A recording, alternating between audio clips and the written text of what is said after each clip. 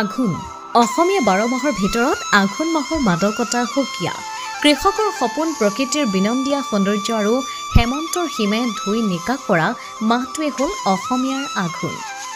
আঘোণ মাহৰ আছে এক তাৎপৰ্য আৰু বিশেষত্ব এয়া এজন চহা খেতিয়কেহে ভালদৰে বুজি পায়। আঘোণৰ পথাৰখন হৈ পৰে চহা কৃষকৰ ভৱিষ্যতৰ সপোন জীয়াই থকাৰ সম্বল। আঘোণতে লুকাই থাকে চহা কৃষকৰ সপোন। আঘোণৰ পথাৰত যেতিয়া সোণোৱালী হৈ উঠা পথাৰখনলৈ পকা ধানে ৰিঙিয়াই মাতে কৃষকসকলক আৰু কৃষকসকলৰো এতিয়া সোণগুটি চপোৱাৰ ব্যস্ততা। ৰাজ্যৰ সকলো পথাৰতে দাৱনীসকল ব্যস্ত হৈ পৰিছে সোণালীৰ বসন পিন্ধা পথাৰৰ লখিমী ঘৰলৈ আদৰিবলৈ। চাৰিওফালে এতিয়া সোণগুটিৰে ভৰি পৰা পথাৰত শুনিবলৈ পোৱা যায় ধান কটাৰ শব্দ। সোণগুটি সিঁচি কষ্টৰ ফল লাভ কৰি আনন্দত আত্মহাৰা হৈ উঠিল কৃষকসকল।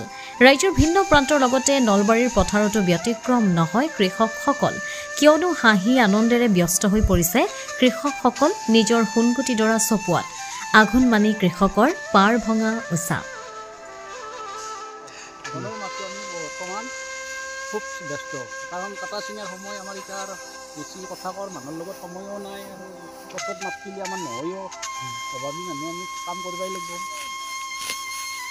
এলাই কৰিয়ে আমি এতিয়া চলি আছোঁ সাধাৰণ আমি